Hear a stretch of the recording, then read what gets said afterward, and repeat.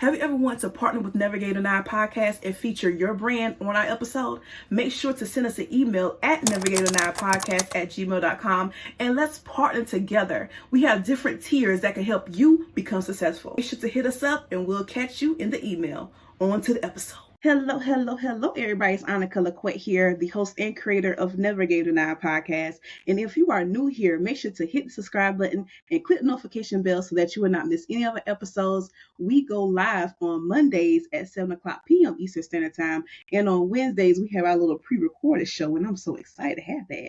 And that's on Wednesdays at 7 o'clock p.m. Eastern Standard Time. Y'all, I am so excited to have this beautiful individual on my show. This is Jerry. Hey, Jerry. Hi, Annika. How are you? Good. How are you? Good, thank you. Of course. So for the people who do not know you, tell us a little bit about yourself. Oh, I hate doing that, but I'll do it. Okay. I know me too. You'll talk me into it. I've been doing stand-up comedy since 1993. 1994, I started Comics for a Cure, where we do benefits and fundraisers for worthy causes and nonprofits. 1999, I started teaching comedy at the community college level. 2000, I started some cable show I had at a small area near me, but it was like I had students that I graduated from my class come on and do their comedy sets. 2001, I started doing acting for Murder Mystery USA, where the qualification was, they go, we want a wise-ass Italian to be a cop. I go, are you stereotyping me? They go, yeah. I go, then I'm your man. And okay. And then probably it varies. I started doing motivational speaking in the early 2000s. God knows when the time was, but I was heavy into it. 2009, talking to brain injury support groups about laughter as the best medicine. And in the last few years, I've written magazine articles. What do you call that? A publisher? I don't know what you call it. Yeah. Is that what you call it? Yeah, like magazine articles. That's what I call it. Okay, good. All right. Yeah. My new agent. And I did it for Aspiring Magazine, 1 article and 2 articles for The Force, which it's honor and a pleasure to do it. I mean, one I wrote about how I did comedy during the pandemic, and the other 2 I wrote how I started doing comedy and how I use laughter is the best medicine. So that's me in a nutshell. And God knows how many minutes I took to say that, but whatever. No, you're good. So one, that's amazing because you do a lot. Okay. So we're going to get into that because one, how do you balance having all those talents while still staying true to yourself? Being true to yourself is the most important thing. And what I try to do is everything I do, I inject my personality into it. So it's all like, this is what I do. This is why I do it. And sometimes with different audiences, like I try to work clean, I'll say large percent of the time. But if you told me I was at a biker convention or I was at a rap show or if I was anything, then I'd adjust it. But I try to work clean, lean on being clean. And what I try to do is try to use the gift that God made me to make people laugh for a good cause. People say, are you in it for the fame and fortune? I go, I really could care about the fame and fortune. Are you in it for the money? If I get money, fine. But if I don't, I'm doing it for a worthy cause, or cancer patients, or brain injury patients, or Parkinson's. And the money's minimal, but I know I could walk out of there feeling like $1 million, like I helped somebody get through a tough day. I made them laugh, and it's such a great experience. They're all gifts from God. I can name you so many examples, but I'll wait for that question. Yes. So shoot, you can go ahead into that. Like, what's some examples that you have? Oh, that are gifts from God? Yes. So one of them being the first one being when Comics for a Cure started. It started on a whim where my friend Tony Marcus saw me. Well, he was my friend shortly thereafter. He goes, we have to meet. He goes, we have to keep doing this consistently. I go, what do you mean? He goes, benefits, comics for something. I go, huh? Comics for a Cure. And all of a sudden that evolved, and it went from monthly shows to sometimes 2 or 3 times a month for different causes. He'd find them and he'd be like, kind of like the manager of it. So that was a gift because I met so many nice people, so many great organizations, so many worthy families. And that's one gift. Second gift is in 2001, I got unemployed And out of the clear blue, I get a phone call the first day of unemployment. Woman goes from Boston Casting. She says, "Would you like to be an actor?" I go, "No, I'm not an actor. I'm a comedian." He goes, "Look, they want someone who's funny and quick on their feet." And so that turned into making money when I was, unemployed and, collecting unemployment to a point, but it wasn't a lot of money as people could figure that out. And I did that. And again, that was a gift from God because I didn't expect it. And the first year they took me on the road to Pennsylvania to be like a cop doing CSI work where we, put all the markers up. Yeah. You act like a real cop. And Right. it's like I was getting people angry at me because they said this guy is a cop and he's such a jerk, and Mm-hmm. and in the end they go, he's not a cop, he's really an actor, and they're like, oh my god. So it's like, but I was getting good money, and again, that was a gift from God where I was making only so much money being unemployed, couldn't find a job because back in 2001, which you probably weren't even born yet, I but in was. two, oh okay, you were okay. Well, Mm-hmm. that was a backhanded compliment. And so I got that, not knowing I was going to make a lot of money. But, and then one guy who did CSI with me, he goes, nobody gets this, twice in a row. It's, 2 times in a row. They must like you. And from there, I progressed and hosted a lot of shows and had the pleasure to do that till 2024, where I just kind of semi-retired from it because I had to have double knee surgery. Like, well, one each knee got fully replaced. Another gift from God is when I got unemployed the second time or the third time, second time, where I started talking to brain injury support groups where I talked to laughter is the best medicine. After the first session, didn't a woman from the group said, "We want to ask you a favor. We know you teach comedy. Will you teach brain injury patients how to do comedy?" I go, "Are you kidding me?" They go, "Nope." So out of the 15 that belonged to the group, they all took the class once a week for 10 weeks. I didn't know I was getting paid. I got paid a big paycheck, another gift from God. But I met some of the nicest people. And what I didn't like about them is they were funnier than me. No, I'm just kidding. But they were actually funny and they really tried hard. Like, just make fun of yourself as to what you're going through and how your day-to-day activities are so different now that you're brain injured. So I did that, but had the pleasure to do, like, I think 16 different groups, 3 shows for their organization where I used some brain injury patients, and they found it hard to believe that I was able to convince them to perform and, make fun of themselves. And it was just an amazing thing. And then another gift from God is back in 2012. I did a place called, where are you located? Are you out west? No, I'm down here in the South. I'm in South Carolina. Okay, all right. Yes. I don't know if you have any near you, but they're called Hope Lodge. It's a Oh, place from the Cancer Society where cancer patients can stay. And what they do is their room and board is free. They get transported to where they have their treatments. They use the facilities, invite their spouse. It's a round of applause for the American Cancer Society for doing that. So I mm-hmm. offered to entertain them in a town called Worcester, probably the second biggest city in Massachusetts. I did that monthly, and it was a great experience until that place closed down. But they did tell me, try the one in Boston. Boston accepted me in 2014. And ever since then, I do once a month free shows for cancer patients and caregivers. Annika, you don't know how appreciative they are, how they tell me jokes, they tell me what I'm going through, and sometimes I'm able to communicate with them after their treatments or after they're out of there, and they'd let me know some great news that they beat cancer, and it's really Mm. cool. So that's another gift, just to have that. And I've been doing it consecutively in Boston since 2014. So you're talking 12 years every month without Ooh, fail. that's amazing. I Where my love friend that. opens, it does 10, 15 minutes, and I do 45 minutes plus. But in our big deal is like, I don't know if you've ever been to a comedy show, but you can't get any other comedians afterwards because they're all done and they just leave. I tell the cancer patients, I'm going to stick around if you want to talk. And I'd say between 15 to 30% of the crowd stays and talks to us, tells us what they're going through, tells us how much they appreciate it, tells us jokes. That's how good they are. So That's it's really good. cool. So Mm-hmm. those are examples. There are probably many more I could think of, and I met some of the nicest people where they do start organizations in honor of a loved one who passed because of cancer or because of some debilitating disease. But it's my honor to help continue that tradition through many organizations that I support. Wow. And see, I love that. Like laughter is the best medicine and you feel Absolutely. good and you feel like, you know what? I'm sad, but I'm gonna go to a comedy show and then you just feel good and like Yep. laugh the whole time. And I Oh, love I do. that. I love that you do that. That's Yeah. so cool. It's just like, I mean, how hard is it to do?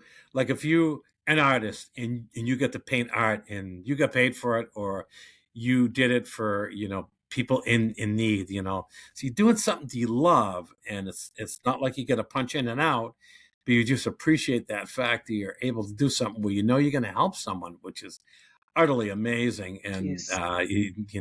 just to have that, I say thank you, God, because it's the kind of thing where not everybody has that, or some people that do it in the entertainment business act like it's a job. And I always say to Mm-hmm. people, once you consider it a job, then stop doing it because it's not Yep. coming from your heart.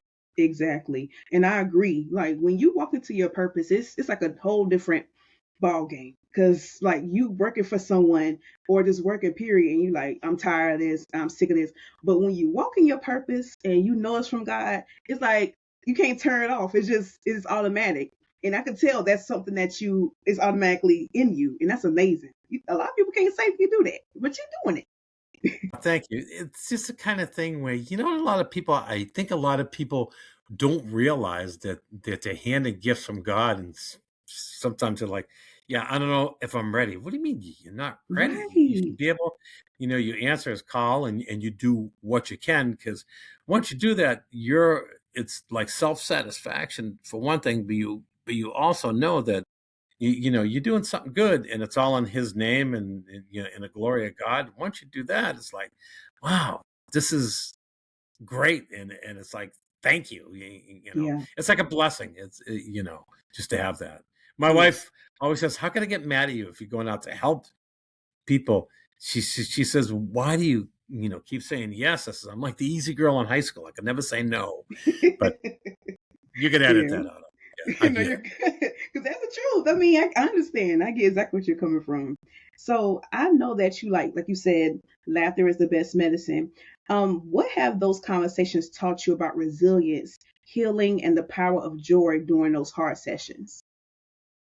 Well, it just taught me that no matter what you think that you're doing, it's like the kind of thing where not that you don't have control over it, but when you do it, it's like you walk away with that. It's like a high. It's like a runner's high. Yeah. Like I used to run till I get the knee surgery, but I ran for years and years since I was, God, I would say at least 40 years plus. But every time you hit a point, you have that high where your adrenaline is way up there. And that's how it is when you hear people laughing so hard, and you've helped them. Like when I go do Hope Lodge or I talk to brain injury patients, they're like thanking me. What are you thanking me for? They go, you don't know what you did. You don't know the impact that you made on us. Brain injury patients, I do Parkinson's groups, and they say the same thing. They say, this is amazing. No, it's not amazing. It's just what, God gives us, opportunities, and we have to take advantage of it. But I've learned that I've seen people just, when I hear that they improved, their prognosis improved. Mm, Not that I did it, because it's all hmm. from upstairs, but it's Right. like, you had a small part of it. And Right. I was when gonna you have say a that. small part of it, it's like, self satisfaction. And not that I'm looking for that, but I love walking away from a show, driving home, and saying, like, oh my God, that was great. That was so much fun. Same thing when I talk to veterans, veterans with drug and alcohol abuse, or veterans who just like, they're like almost like homeless vets, but they're living in a shelter. Okay, So I if know I you're saying. I can come out with a comic or two and make them laugh, they really appreciate that. And sometimes they're telling me what they went through with the war they fought in, or the wars they fought in, and how it hurt them. But it's like, hey, if I could do that for you, then I drive home with a smile on my face. Hmm. Yeah. And I love that you take your time to talk to the people who are one supporting you and you just showing up for them too. Because one, sometimes, like you said, the comedy shows, you can't talk to the comics after. Like, that's it. Like, I don't know either if like the comic offends people and they might get hurt or something. I don't know. But I've seen those types of comic shows where you cannot go talk to the artist afterwards. So I Yeah. love the fact that you take your time to talk to everybody and people actually want to talk to you. So that's amazing. You like literally Yeah. touching people. I'll even do it even after a regular comedy show. Like I hang around and people say, "What are you hanging around for?" I go, "If people want to talk to me, like aside of the fact they may want to hire me for a private event or an Right. event that they're doing, just so they know I'm just like them. I'm their equal. I'm not better than anybody, but I may be able to get on stage more than you, or Mhm. people just like deathly afraid to talk to people, which I always tell people, what are people afraid of? Death, taxes, and public speaking. And believe it or Yes. not, public speaking is number one. I'm like, Right. that to be at the top of my list. Taxes would be second, but it's like, are you kidding me? So, Hmm. you know, it's Yes. just amazing. So, I like that. And also, like you said, you did have you co-founded um Comics for a Cure. So what impact are you trying to actually achieve? And above that particular stage, what do you want people to gain from it? So when Comics for Cure started, we started out back in the 90s, AIDS was prevalent. We did an AIDS benefit with actual AIDS patients there in the audience. And unbeknownst to us, we raised like 10 to 11 grand. And we're like, whoa, That's that's a lot of good. money. It was a Monday night. It was in a place with bright colors. It was like psychedelic. It's like you had a hit of LSD and you're like, oh, where am I? But people showed up for it on a Monday night, which is hard to do in Hmm. the end of August, and I remember it vividly that we were able to do that, and people came up for it. So first thing is like you're making an impact and you're helping to raise money. The other thing is to raise awareness too, because people aren't really aware of anything going on, and or they don't know much about, like, if I ask someone in the audience this, "Do you know what AIDS is?" They'd be like, I heard of it and it was prevalent. But it's the same thing when I go do something for Parkinson's, and I'll tell people, why are you here for this? It's either because they have a relative with that, or they know they're doing good but they Yeah. don't know about it. So if I can help the nonprofit or the charity or the organization let people know about them, then it makes a world of difference. Because so one is for money, one is for awareness, and the other one is for just to get the laughter. And I don't have an ego, but to Hmm. make people laugh and get all the attention, it's all on me. Then I'm happy. Yeah. In a good. I get it. Because I mean, you're living in your purpose, and it feels good that you are making other people feel good. So yeah, I get it. Amazing. Yeah. Thank you. Of It's just course. a good thing. If that answered your question, I think it Yes. do. I have a lot. I'm like the weather. I'm like long winded, on a bad day. No, you're good. You answered my question because I loved it, and that makes a lot of sense. You literally take your time to help people, and that's good. So let's see, because I know that you was talking about veterans as well. What have veterans taught you about strength, humor, and showing up for people? Veterans had taught me that what they've gone through is totally different from what I would ever go through. But they've taught me that they taught me part of it is patience, because Hmm. I learned patience from them, because they'll tell me their stories. I don't know anything about war. I know it's not good. And but I appreciate. And the other one is appreciation, but I look at their patience because they've gone through a lot and they're trying to resume life, and it's really difficult for them, and I give them credit. But I say the same thing. It's like I have to be patient with like, okay, if I'm doing a show, I'm usually the last act, I'm the headliner, and it's very difficult for me to wait, and I'm sitting there, but I'm saying to myself, nope, I want everybody to do good in front of me. So when I go up, I'll just take the momentum. The other thing is like, yes, also taught me that they've gone through so much, and teaches me that when I go through things, it's not half as bad as what they went through. So it teaches me that, appreciate the life that you have. In addition, I appreciate what they did for our freedom. And it makes it like, how people, oh, they protest against war. I get it. Everybody has a right to do that. But to me, just don't take it like you're against them for fighting the war. So they've taught me that I can appreciate them and appreciate everything that people do because, people have a purpose, people have a reason. And I just think that, well, then I have a reason too. So, Yeah. so they teach me all that. And they also teach me the fact that someone that is very, very appreciative for what you do. And then they'll say to me like,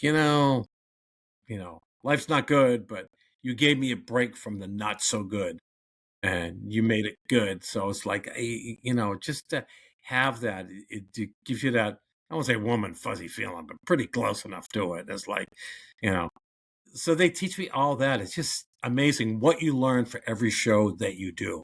Whether you learn about the organization, the purpose, or your audience, because your audience members, like I don't mind comedy clubs, but I'm not in them that much anymore because I don't need to be. Whether they be smoky, everybody drinking, people heckling you, and Yeah. people trying to be competitive. Don't get Mhm. me wrong, I could shut them up, but it's like not my job to do that. So now, when I do, believe it or not, churches, nonprofit organizations, worthy causes, cancer patients, support groups, veterans, it's just a difference of day and night. And I'll talk to so many comedians and say, "Hey, we have to wear clean. You want to come on the show?" They go, "I can't be clean." It's like, "Are you serious?" But that's what I'll get. Hey. Plus, Mhm. it teaches you to adapt to your audience too, and like I know what to stay away from with veterans, with cancer patients, with brain injury patients. So there's certain things, but you have to think while you're on your feet. So it teaches you that too. Yeah, I believe it. And shoot, because you said like it teaches you to be on your quick on your feet. Why did you get into being a professor of comedy? Like I never heard that before. I'll give you Yeah, 5 seconds to send us an email saying that you want to be a partner with us. 5, 4, 3, 2, heard that and before. 1. that's what I say. Yeah. Well, a funny story behind it. It's a local community college. I Hmm. used to always open up with my students. I said, I'm doing this since 1999, and I love community college. It's 7 of the best years of my life, and people don't get it, but community college is 2 years. But Yeah. whatever. But I did go 2 different times for 2 different majors. But so when I first started the community college, a funny story behind it. So I approached the college saying, like, I want to teach introduction to stand-up comedy. They go, "Do you have a book to follow by?" I said, "Yep. Stand Up Comedy, the book by Judy Carter." And she's a comedian and she also teaches comedians. I says, I follow that as my guide. I don't go word for word. I'll say, you can refer to this section. And I say, I just teach them the ins and outs of comedy, the good, the bad, and the ugly, like the rewards, the sacrifices, the battle wounds, the battle scars, Hmm. and I teach them everything. Teach them how to write a joke, how to tell a joke, how to use emotion, um, how to stand on the stage. Don't pace, you make the people nervous, or don't steal material. Don't try to emulate another comedian because people know if you're trying to emulate Chris Rock. People know if you Yeah. try to emulate Sam Kinison, Joan Rivers. People know. And the audience is educated. So I try to teach that. And they like the idea. And it was so funny. The radio station across the street, little AM station, they go, "Jerry, we heard you teaching stand-up comedy tonight.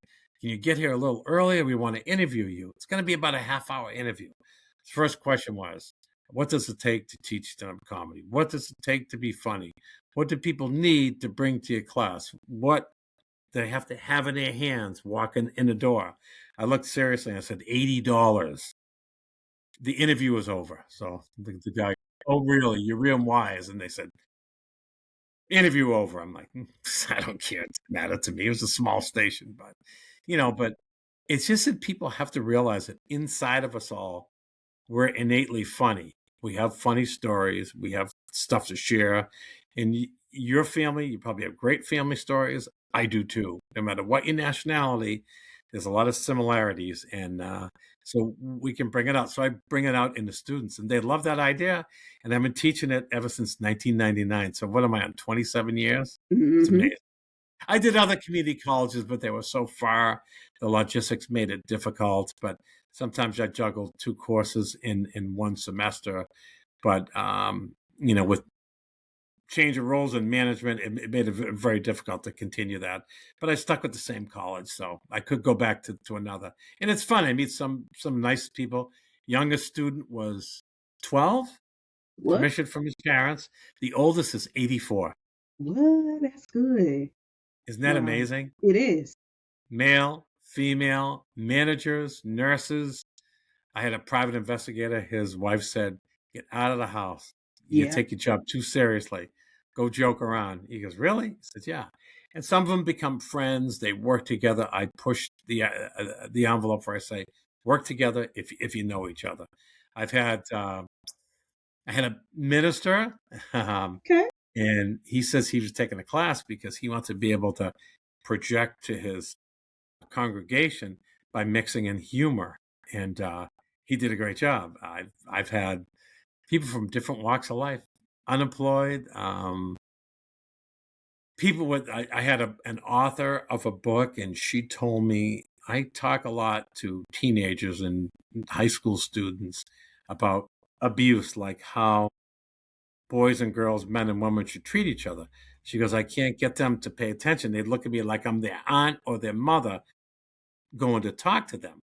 She says, how do I get by that? I go, do you have kids their age? She goes, yeah, I've got one in the ninth grade and one in the 10th grade. I go, well, you got anything stupid? Do they do stupid things? She goes, of course they do.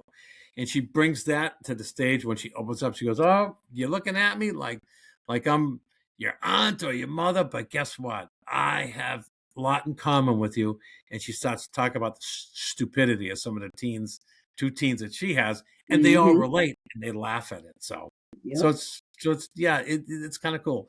Teaching it is like such fun. I always wanted to be a teacher, but Oh, you know, okay. I didn't know that. That's good. And see, yeah, that's the thing. Like, you're literally walking to your purpose because that is really yes, cool. You're yep, doing both at the same time, comedy and teaching. That's right. so cool. I love that. So, what is your misconception? Well, what's people's misconception about comedy? I think the big misconception is that it can be hurtful, like when you offend people Right. out there in the audience. It's all vulgar and sexual, and Mm-hmm. doesn't have to be. That's true. And those two are the biggest misconceptions. And another one is that, okay, I'm here to see the star of the show. Mm-hmm. So if you're the opening act, I don't care about you. So there's all those misconceptions, but Yeah. my job is to tell them, look, I can work clean. I could do churches. I could do women's groups. I could do youth groups. I just try to go to their level, and people just think like, uh-oh. I did a church once, and one of my friends texted me. He goes, hey, I got to come and see you. I want to see you slip. I go, why would I do that? Because Right. A, I don't want to go to hell. I don't want a ticket to hell. And B, I represent me, and I represent the church or the organization. So do I want this to become a story like, oh yeah, I really screwed up in St. Mark's Church, and that was so cool. It was so funny. They'll never have me back there again. Well, that's like, it's not a badge of honor that I want to carry with me, but I want to be able to say, represent and say, I could do this. I could do seniors now. And Okay. I fear it because sometimes they think I'm getting a room in like a couple of weeks because I'm 70 years old. And they go like, Mm-hmm. they go, so you're going to be staying here? I go, no, I'm telling you jokes. Get out of here. But it's really cool because that's different too, because again, in the seniors, it's scary. They Yeah. want you to be what they call spicy. And I'm like, Mm-hmm. I can't do it. I says, I do what they ask me to do, whether it's comedy rated G or PG-13. And they get mad at me. They go, oh, damn you. What do you have to, how come you have to be clean? I go ask the Like, director ask because I have to, them. he's signing my paycheck, Right. But again, the same thing. I'm not looking for the paycheck. I'm looking to realize that whether it's a few times I had dementia patients, and they never told me that they were dementia patients until I found out for myself. When one guy kept coming up to me, he goes, hi, my name's John. I go, hey, John, how are you? He goes, are you the comedian? I said, yeah. He goes, can't wait to see you. 10 minutes later, he comes up to me.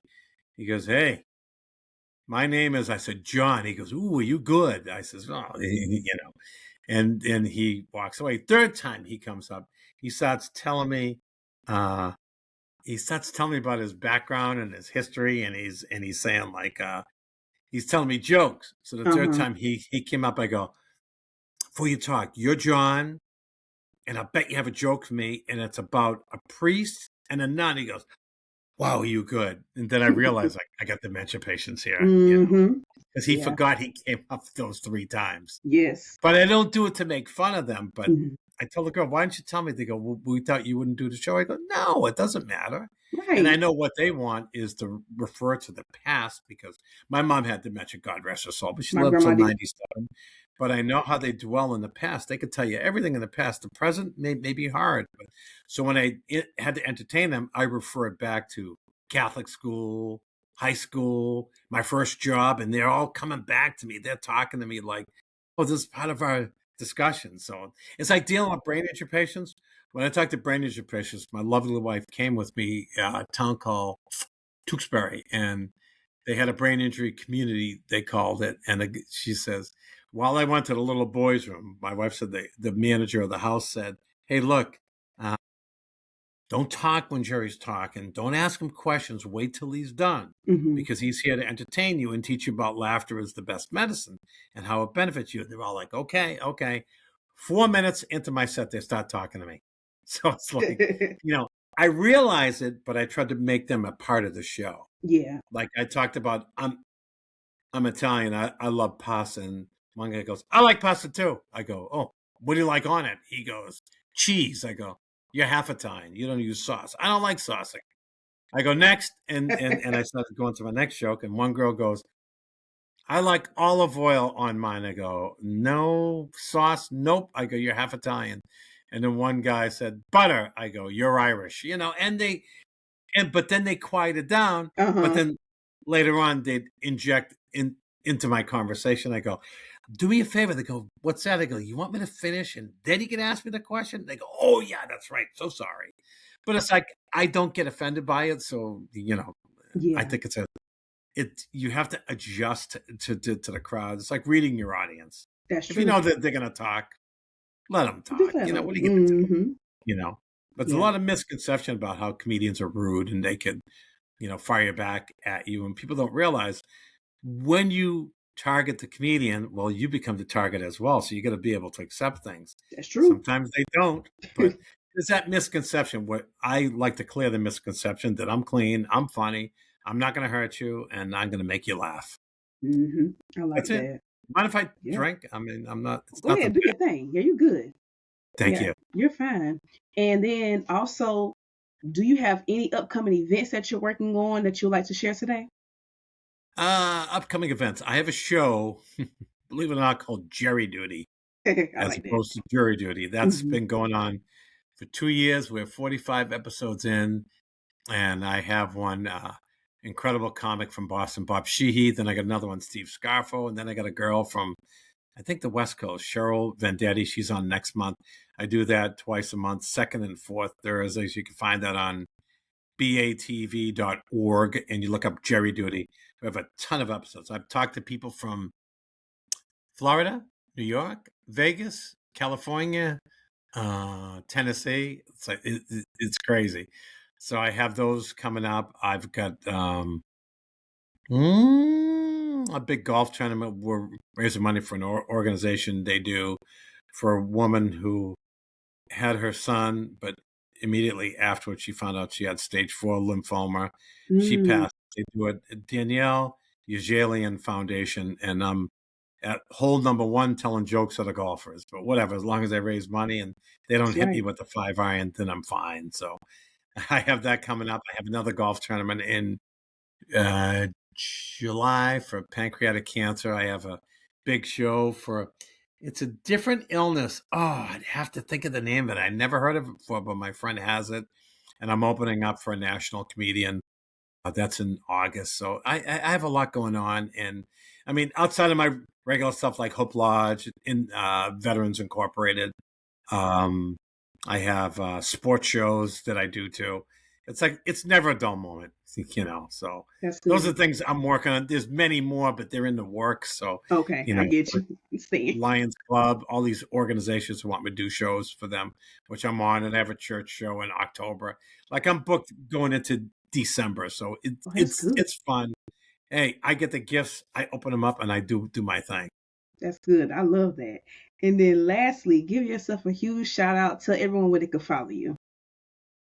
Where they can follow me? Unfortunately, my website's down, so It's I'm gonna okay. have to make up a new website. But you find me on Facebook under Jerry with a J Caruso, Caruso, and I list all my shows I'm doing, whatever podcasts, whatever Zooms that I do. Jerry Duty. Sometimes I drop them in, or they can find that on batv.org. I just acquired another show. My wife goes, like, you need another show. It's called Front Row, where I talk to people of influence or entertainers or anything on a different cable outlet.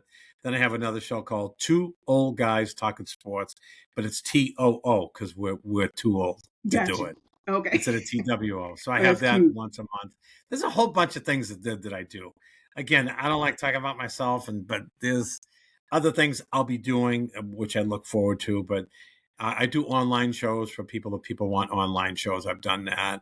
I'll be doing a big online show for a wrestling league for a woman who wants me to do it, which is good. They're trying to raise money, which is very cool. So I do those, or I go to places mostly around New England, but if it goes outside of it, it all depends on the situation. But that's the power of doing stuff like this, podcasts and Zooms. So, but You're right. I like doing it, and it's all God gives me these gifts, and I use them, and hopefully I can help people out in any way possible. Yes. And I love that. And I want to thank you so, so much for coming on Navigating Our podcast today. Annika, you're very welcome. Keep smiling, keep laughing, because it's all free. I always tell people, and it benefits you. Benefits your brain, That's your true. heart, your bloodstream, your stomach, facial muscles. It goes on and on and on. Bowel movements. I don't even want to talk about that. Blood pressure. Oh God, Yeah. it's never ending. But people don't realize it. People just think like, laughter. Yeah, well, whatever. And it's hard to make me laugh, but I'll laugh every once in a while because I know I better. Okay. It's good for me. That's right. And remember, yes, life was delayed, but it never gave denied. I'm your host, Annika Laquette, and you just listened to Never Gave Denied podcast with Jerry. Bye, y'all. Thank you. Bye. Take care. Keep smiling. Laugh. Yes, period. I know you're not going to deny us a subscription. It's a whole new season and you're still playing. Click here to subscribe and click here for more episodes because we want to see you and become undeniable with us. Period.